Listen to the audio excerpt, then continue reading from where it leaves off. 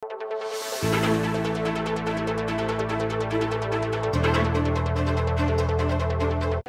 accept the award not just for myself but for my parents, uncles, aunties, and my cousins who are also co-millennials. Thank you.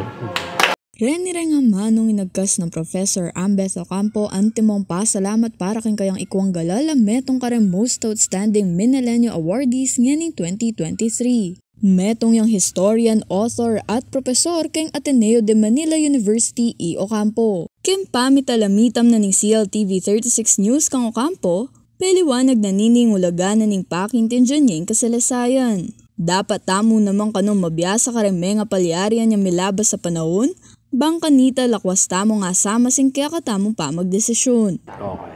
Kailangan pagpatuloy ang hindi lang pagsaliksik pero pag-unawa ng kasaysayan. So I'd like to think na kung aalamin ninyo at uunawain natin ang ating kasaysayan, pag nagbasa tayo ng dyaryo ngayon, makikita natin hindi para tayo nagbabasa lang ng nakaraan.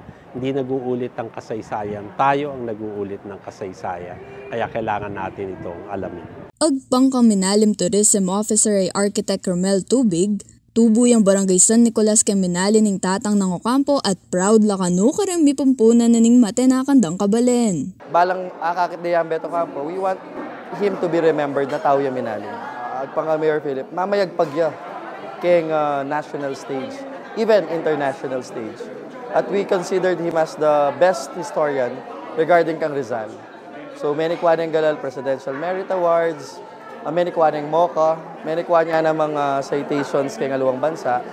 Pero kay kaming balen na kung no ka rin tuturing niyang anak, many kuha award. Kay Yabe Felix Barrios, ako po yung kaya kayong Talasuyo, Arlen Salonga, ating pusong makabalen.